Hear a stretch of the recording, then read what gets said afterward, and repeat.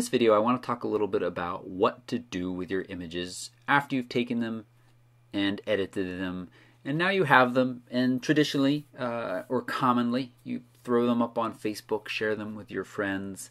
Maybe you put them on your phone or on iPad. Next time you're over somebody's house, you say, look at these pictures from this trip, or here are some great pictures I've taken over the last couple of months. And that's fine. But I tell you what, there's really nothing more satisfying than seeing your favorite images in print. And I don't just mean like a nice 4x6 or even a 5x7 or an 8x10, but to see them printed in a book. And there are a lot of different options for that. One of my favorite right now is Blurb. Blurb is an online photo book making tool, and they recently updated, and they have these new stylish photo book templates. They're calling the designer collection. I'm just using this new update as an excuse to kind of walk you through this process, show you just how easy it is. It's affordable too, and it's just kind of a fun way to see your images. In this example, I'm using some images I took from a recent vacation to Costa Rica, and I picked out of the images I took, I picked some of my favorite ones. A quick tip for you: if you want people to think you're a better photographer, show them just a select few. I'm not sure how well you can see if you're watching this in HD. You probably can. I have 1,465 pictures that I took while I was in Costa Rica, and I am selecting just 28 of them. They've been edited, they've been keyworded, captioned, location tagged, starred, of course, all of that. And so now I knew all of the ones that I starred with 3 stars or higher and tagged red are ready for putting in a little book of my vacation. And it's going to be so nice because when somebody comes over, it can be sitting on the coffee table, and I don't even have to say, oh, here are my best pictures. They could just be a board for a few moments, pick it up, and there it is. I guess I need a coffee table. Now, first thing you got to do is get your pictures out of Lightroom. In the future, I'll show there is the bookmaking module within Lightroom, and it is pretty snazzy, but it's a little bit more than we want to get into right now. We want to keep it simple, and we want to use the online bookmaking tools from Blurb. So I have these selected right here, and I'm getting out of full screen mode, and I'm going to export these selected images. File, export. Now let me bring this over here so that you can see. Now I have some presets for exporting already set up, but again, not nearly as scary as any of this sounds. You want to export them out as JPEG, higher quality, about 90 is right. You don't need to go higher than that, and you really shouldn't go much lower than that. Resize to fit, I have 4,000 by 6,000. Actually, this should technically be 4,000 by 4,000 to make Blurb happy. Your resolution should be somewhere between 150 and 300. I'm going to say don't enlarge, so if a picture is smaller than this resolution, it won't try to stretch it. If it's larger, though, it will bring it down in size. I think I have at least one panorama that is going to come up. And all the other settings I can leave just as is, and I'm going to hit export. And the way I have this set up, it says, where do you want to dump them? And here I am dumping them in a folder called CR on my desktop. I've already done that, so we don't need to sit and watch the images export, but they do it fairly quickly, and you can see the file sizes range from the biggest one is 11. This actually is not going to go up to Blurb. I need to resize that one again, but everything below that will, and I'm fine with that one being left off. I decided I didn't want to use it. So I'm going to hit cancel there because, as I said, I've already exported them, and they're sitting on the desktop waiting. Now let's switch over to Blurb. Here we are on Blurb. Whoopsie. And select your bookmaking tool. We're actually going to do the very first easy to use templates. Use Bookify Online. I'm going to click this, and it's going to load up the next page that gives us a chance to select what kind of book we are going to make. And there are tons, and as I said, in Lightroom you can do very custom designed books, but what we're going to talk about just this designer collection right now because it's so straightforward and quite simple. Just 13 bucks for 20 pages. I'm going to say make a designer photo book. Here are the different styles of books that you can choose from. I've made 2 so far. I've used this Zurich style, and I've also used the Catalina style over here. Both of them I've been very happy with. I have gotten the physical products of both, and I'm really happy with the way they turned out. And they I'm going to go back to this Zurich. I really like this for simple photos from a vacation. It could be your favorite photos over the last couple of years, as I said. So I've selected that one. It says Zurich down here, and I'm going to click this Get Started button. This is all in the browser. This is going to take a moment to load up.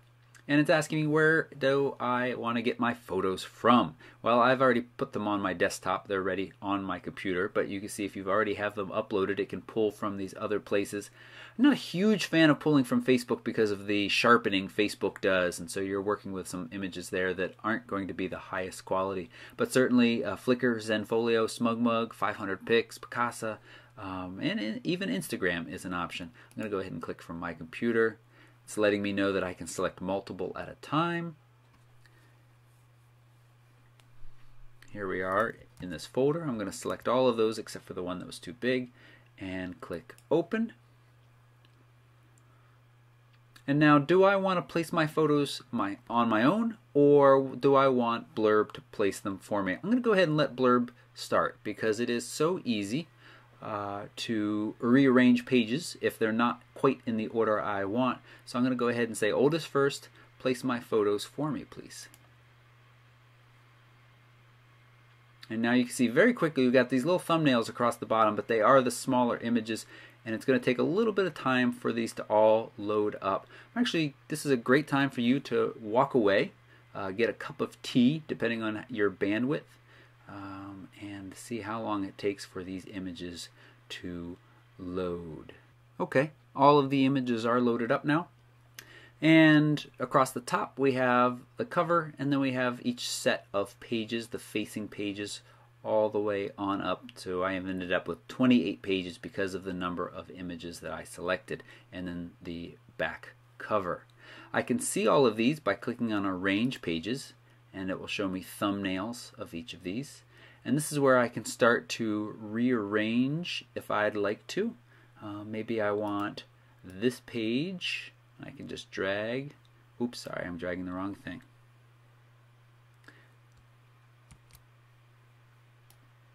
Let's get that back on there. There we go. I need to drag the little thumbnails at the top. That moves the page, and it automatically shifts. If I want to move a set of pages, I'm just holding down Shift, clicking, and now I've got both of these selected, and I can move that spread to someplace else.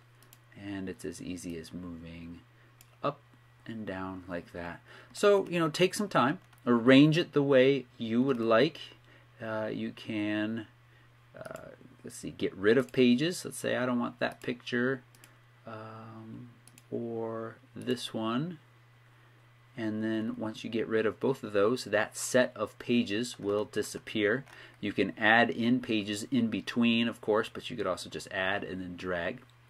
The little green check marks on the images thumbnails down below let you know that those have been added to the document, and you can see that now these two do not have green check marks because I deleted the pages and they no longer exist in that book. Let's say I'm fine with that after seeing them in the layout. I wasn't very happy with that. So that's it. Now we want our cover and our back cover to look nice. So we can double click over here and we're on our front cover. And in this design, each design is different, but in this one you get these little photo strips, and you can simply just drag and drop an image in there and fill up each one of those strips. Feel free to be a little creative though, folks, because there's no reason why you couldn't drag the same image into multiple and then move it, a double click, and then move it in such a way that you get a bit of a picture that continues on.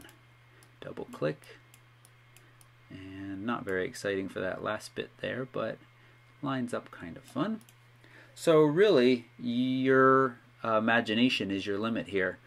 You click to say adventures in, maybe I'll spell that right, adventures in Costa Rica.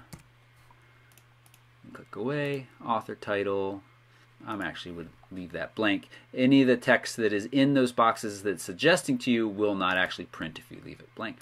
Back cover, we have the kind of similar thing going on here. and it's just simply dragging and dropping in there.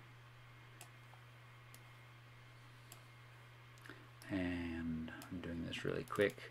Let's see, at least see the sloth's eyes, some of them, and then get this last picture up here. Okay. Spine, there's a spot for the title and the author again, if it would be smart enough if I'd put something on the cover to do that. And depending on how you order this, if you order it with a dust jacket on the hardcover copy, you have a spot for more photos inside that. I usually don't. I usually order the just hard copy without the without the dust jacket.